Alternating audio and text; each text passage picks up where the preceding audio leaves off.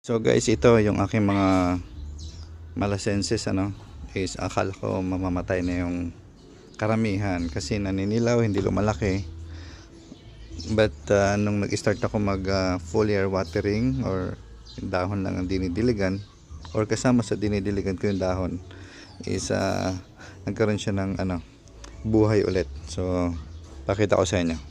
So katulad nito so ito yung dahon niya dati, hindi na siya lumalaki talaga. So ngayon, ayan karamihan ng kanyang mga mga kumbaga kung saan siya yung dahon is lumalabas is nagkaroon na siya ng mga dahon o bagong sibol.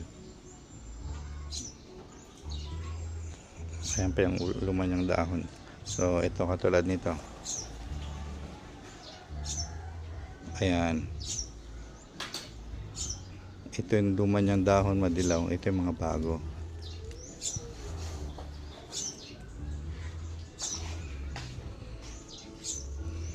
And then ito rin naman. Ayan. Wala na siyang bagong dahon. Pero ito. Yan yung mga bago. So hindi na lumaki itong mga luma niya.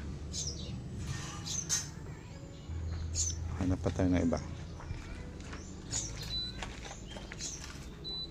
Ito. Lumang dahon ito. Ito na yung mga bago niyang mga sprout. Ayan So karamihan yan ganun. Ano pa tayo na? Ito. Mga pinutol ko na sanga ito kasi tuyo na siya. Wala na siyang dahon. Pero ito. So sa apat na ito 1, 2, 3, 4. Dalawa naman yung nagkadahon na. Ito, tsaka ito.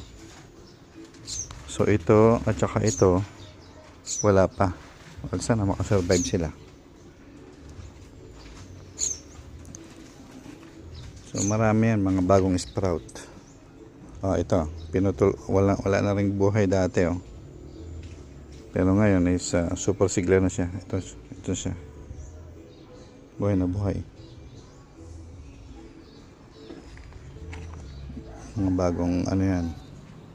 Ito, tingin tayo yung katawan niya talaga is puno na ayan Tulad nito parang madadeds na siya. Ayan mga bago niyang sanga.